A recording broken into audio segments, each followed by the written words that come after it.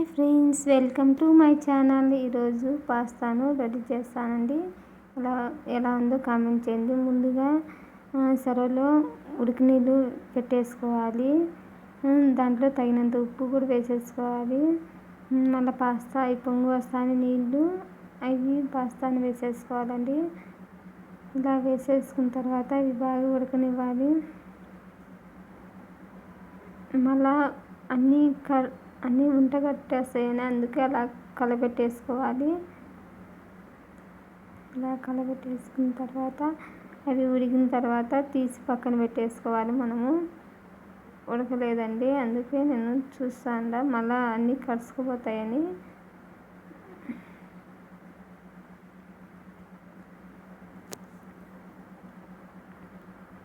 ఇలాగ అన్నీ ఉడికిన తర్వాత ఒక గిన్నెలో తీసేసుకోవాలి. గిన్నెలో తీసుకున్నాక టమాటాకాయ, పచ్చిమిరపకాయ, ఎర్రగడ్డ మూడుని మనం కోసేసుకొని తర్వాత పెట్టేసుకోవాలండి.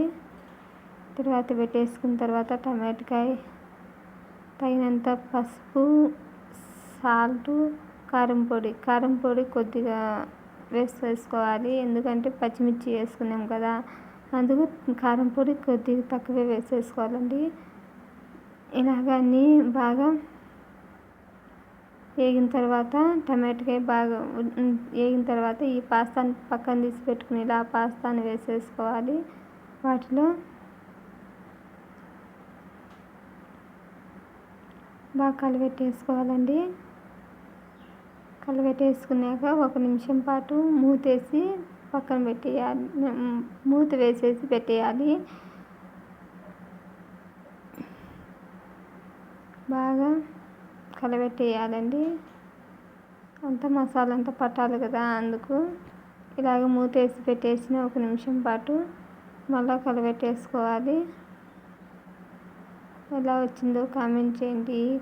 ప్రతి ఒక్కరు నా వీడియో చూస్తున్నారే కానీ లైక్ చేయండి. ప్రతి ఒక్కరు ప్లీజ్ లైక్ చేయండి. ప్రతి ఒక్కరు సబ్స్క్రైబర్ చేసుకోండి. కొత్త వాళ్ళైతే సబ్స్క్రైబర్ చేసుకోండి. ఇలాగా ఇంకా పిల్లలకు ఆఫ్ చేసేసినానండి గ్యాస్. ఇంకా పిల్లలకు పాపకి ఇస్తున్నా చూడండి. Boy friend.